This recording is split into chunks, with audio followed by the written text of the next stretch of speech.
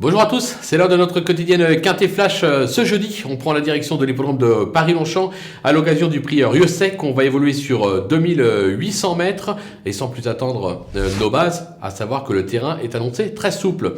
Avec l'As, Mister Nino, qui n'a encore jamais déçu à ce niveau en 2 tentatives. Il a fait ses preuves sur ce type de distance. Il est correctement traité au poids. Je pense que c'est une base absolue dans cette épreuve. Attention, numéro 2, Baratin, qui a fait lui aussi ses preuves à ce niveau. Et sa récente 4e place sur un 3000 mètres prouve qu'il tient la distance. Il s'est déjà illustré à cette valeur. Il fait partie des prétendants au podium. Le numéro 8, Soho, irrésistible depuis ses débuts, n'a jamais conclu plus loin que 5e en 15 tentatives. Il s'est déjà placé à ce niveau et apprécie la distance. On fonce. Du côté des opposants, on va se méfier du numéro 4, Galdan, qui a fait l'impasse sur le premier semestre et qui depuis rattrape le temps perdu. Évoluer sur 2800 mètres ne devrait pas être un souci. Il a lui aussi une belle carte à jouer dans cette épreuve. Le numéro 10, Letty Storm, qui s'est déjà placé à ce niveau, comme l'atteste sa 2e place acquise sur un 2900 mètres à Clairefontaine. Sa forme est sûre, il ne faudra pas le sous-estimer. Enfin, le numéro 6, Belgian Prince, qui s'est déjà bien comporté dernièrement à Saint-Cloud, c'était sur un 3000 mètres. Il a lui aussi fait ses preuves dans cette catégorie. Vu la forme des Rossi, difficile de l'écarter avant coup. Le coup de poker, on la connaît bien, c'est le 15, la Templière. Sa forme est sûre, comme l'atteste son récent succès sur l'hippodrome d'Angers. Elle tient la distance, elle est prise à son poids. Là aussi, vu la forme des élèves de Michael Delzangle, difficile de ne pas lui faire une place dans notre sélection. Les outsiders, avec le numéro 5, Port-Deauville, qui vient de renouer avec le succès à ce niveau. Alors, il tient la distance. Il a été pénalisé de 3 kg, ce qui complique un tout petit peu la donne, mais je pense qu'il est encore capable de se placer. Le numéro 3, Sansabad, alors c'est un peu l'inconnu pour moi, je ne vais pas vous le cacher. Cheval qui est titré à ce niveau, mais qui a franchement déçu ces derniers temps et semble avoir du mal à confirmer à la valeur à laquelle il est actuellement. Moi j'ai besoin qu'il me rassure, toutefois attention, si le cheval tient la distance, il est tout simplement capable de s'imposer.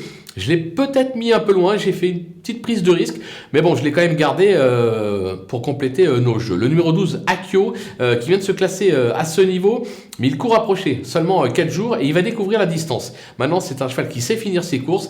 À l'issue d'un parcours limpide, il est en droit, lui aussi, d'ambitionner un accessible. Le numéro 7, Speed of Motivator, qui vient d'aligner 2 succès, ce qui le fait passer d'une valeur de 28,5 à 36, soit 15 livres de pénalité. Même la distance est-elle dans ses cordes? Je ne sais pas. Est-ce qu'il va supporter le poids? Je ne sais pas. C'est vraiment une véritable inconnue. Maintenant, le cheval est en forme.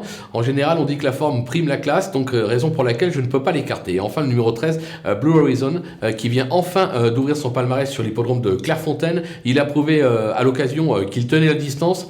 7 livres de pénalité, ça complique un petit peu la donne, mais là encore, pour une 4-5e place, pourquoi pas. Du côté des délaissés, là aussi, prise de risque. De toute façon, dans tous les quintés au galop, c'est toujours des prises de risque, parce qu'il y a souvent des arrivées, un miracle un petit peu. On commence avec le 9, Nuance. Excepté un succès sur le sable en novembre 2020, elle ne s'est guère montrée transcendante.